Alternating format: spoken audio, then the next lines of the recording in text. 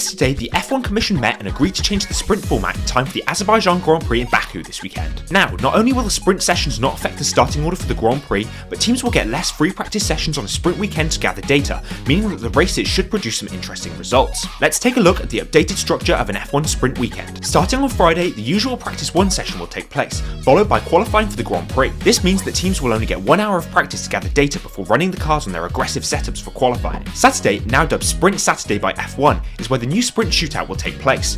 Sprint Shootout is essentially qualifying for the sprint race, but has a few twists to keep things interesting. The Q1 session will last 12 minutes and teams will be required to run a medium tyre on the car during this session. Just like the usual Q1, the slowest 5 cars will be eliminated. Q2 will also require teams to use a medium tyre on the cars and will last 10 minutes, again with the slowest 5 cars being eliminated. Finally, Q3 will have a mandatory soft tyre and last 8 minutes, giving the teams very limited time to run their flying laps and set the top 10 grid slots for the sprint. So, when all 3 qualifying sessions are over, we'll have the grid lineup for the 100km sprint race later that day. As the sprint no longer sets the grid for the main Grand Prix, there is less pressure if cars are damaged or teams underperform. F1 sprint points will remain the same, with first place receiving 8 championship points, second place receiving 7, third place receiving 6, and so on down to just 1 point for placing 8th. Here's a quick reminder of which races we will see this new sprint race format at over the coming season: Azerbaijan, Austria, Belgium, Qatar, Kota, and Sao Paulo. What do you think of the new sprint format? Could it make the sprint weekend more interesting for the fans and less consequential for the teams?